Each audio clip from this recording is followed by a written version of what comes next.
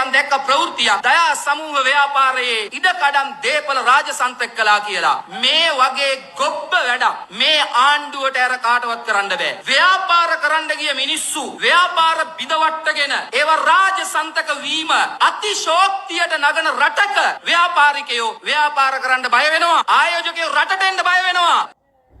මිනිනම් කම්කරුවේ කියන්නේ යම් අයෙකුට උස කෙනෙකුට රස්සාවක් දෙනවා සිකියුරිටි කෙනා මිටි කෙනෙකුට කම්කරු රස්සාවක් දෙනවා. එයාට රස්සාවක් දීලා නැහැ.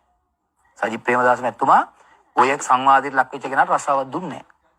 ඇයි දුන්නේ නැත්තේ? එයා රස්සාවක් මම එයාත් එක්ක කතා කරපු කෙනෙක්. ඇයි දුන්නේ නැත්තේ? කියන එක දෙන්නම. එයා රස්සාවක් ගැනීමේ අරමුණින් ආපු කෙනෙක් නෙමෙයි කියලා එයා මට කිව්වා. එහෙනම් ඇයි ඉතින් වෙන අරමුණකින් ආපු එක්කෙනෙක් පෝලිං ගාලා රස්සා දුන්නේ? පෝලිං ගාලා රස්සා දුන්නා නෙවෙයි උනේ. මම එතන එන්න මම දන්නේ වීඩියෝ මයින්ද රස්සා දුන්නා නෙවෙයි එතන වෙන්නේ. එයා ඇවිල්ලා මිටියෙක් කෙනෙක් ඇවිල්ලා ඉල්ලනවා මට සිකියුරිටි ජොබ් එකක් දෙන්න කියලා. හැබැයි ප්‍රතිපත්තියක් තියෙනවා. උස මේ ප්‍රමාණයට වඩා උස වැඩි වෙන්න ඕනේ. සිකියුරිටි ජොබ් එකක් දෙන්න. දැන් මයින් ඇවිල්ලා ඉල්ලනවා මිටියෙක් කෙනෙක් සරලව. පායිතනට වඩා උස අඩුයි. මම මොකද කියන්නේ? යනෝ යන්න රස්සා දෙන්න මේ තමුසලට පිස්සු දෙනවද නෑනේ අපි පාක්ෂිකයෝනේ. හිමීට යාට තේරුම් කරලා දෙන්න ඕනේ. ඔයා මේ වැඩේට උස මදි.